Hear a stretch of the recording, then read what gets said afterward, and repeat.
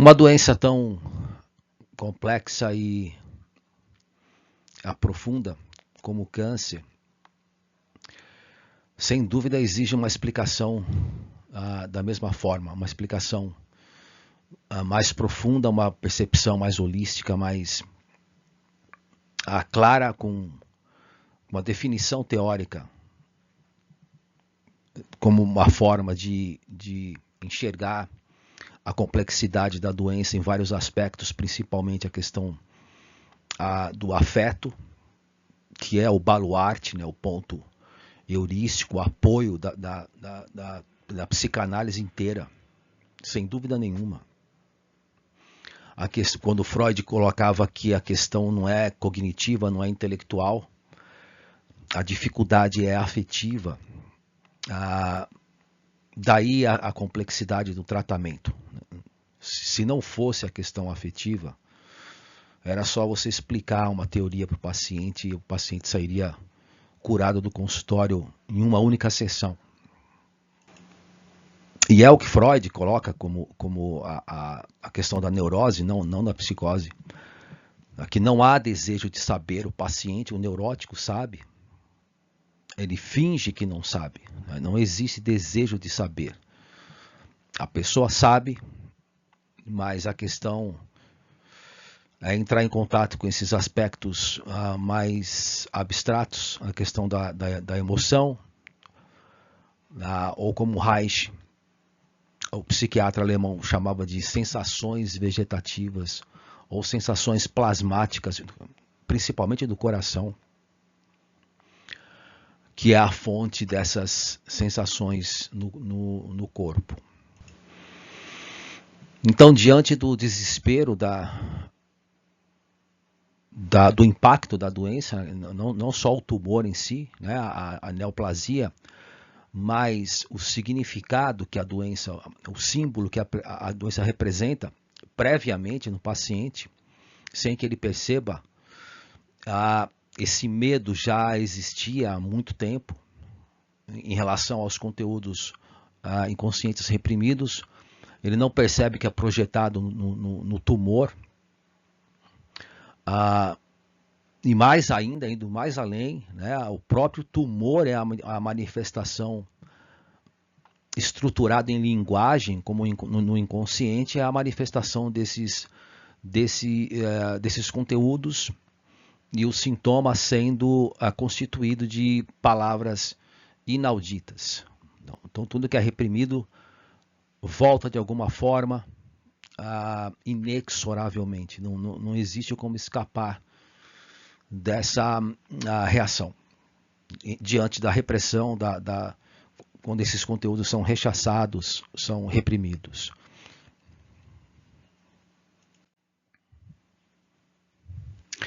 Então, esse é um ponto muito interessante na descoberta do Freud. Muitas pessoas têm essa imagem da questão sexual quando Sigmund Freud acentuava, colocava em evidência, enfatizando sempre a questão sexual. Pessoas da área seriam até pessoas idiotas, né, imbecis, de ter essa percepção de que tudo para Freud é sexo, porque na verdade há uma fusão entre duas pulsões que vai aparecer na questão sexual.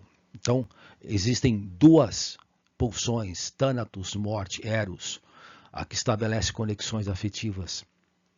É uma fusão entre as duas, acentuando a questão sexual. Ele estaria chamando a atenção da outra pulsão. Então, duas pulsões coexistem.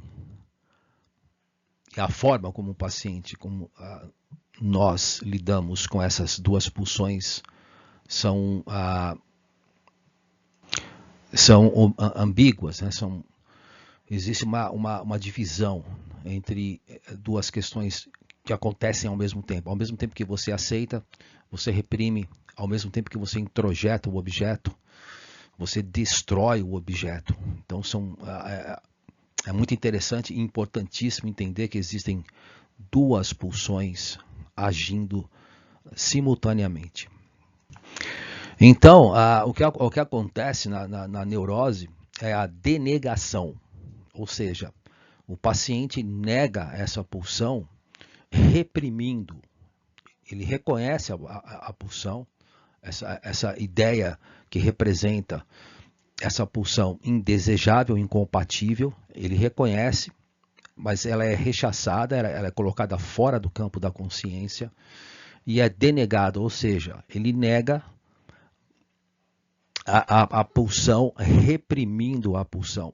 É o oposto da perversão, quando essa manifestação aparece sem essa distorção, essa deformação, né, como aparece na última seta no texto, quando essas ideias são distorcidas para que no campo moral do superego elas apareçam mais aceitáveis. E esse é o objetivo do sintoma. Então, em relação à análise, no analisando, quando ele nega,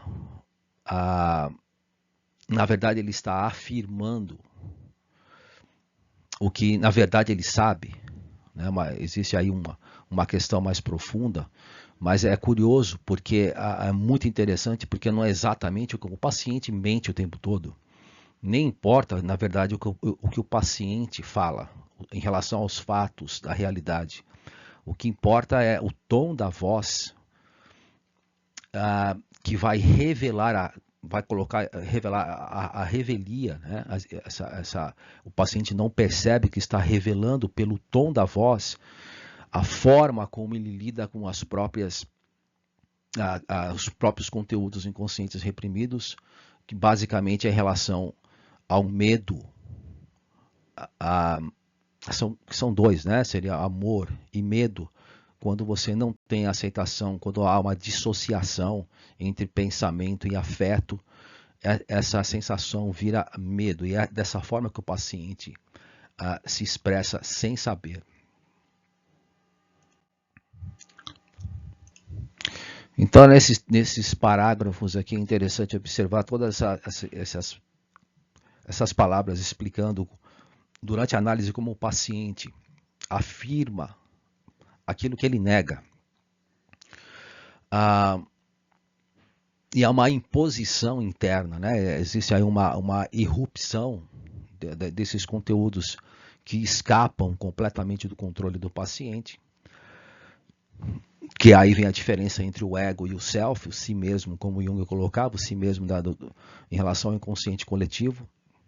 Essas camadas mais profundas que são impostas e que você não pode se livrar de forma alguma.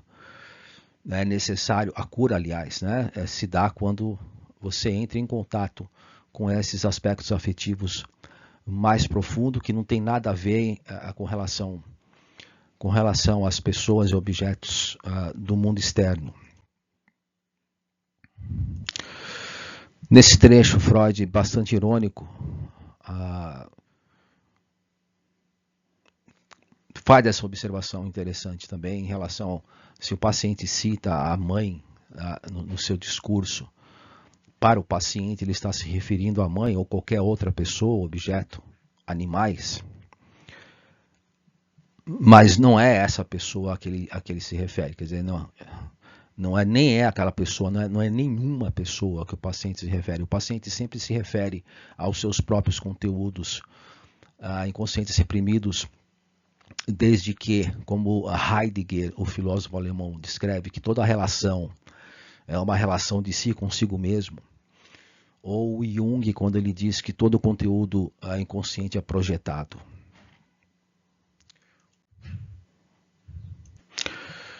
Aqui outro trecho interessante, quando ele coloca que, como eu falei no princípio, no começo, o paciente neurótico sabe, ele finge que não sabe, é um mentiroso, né? Então, na verdade, não é que o paciente não sabe, na verdade, o paciente não quer saber. Então, existe aí uma diferença determinante.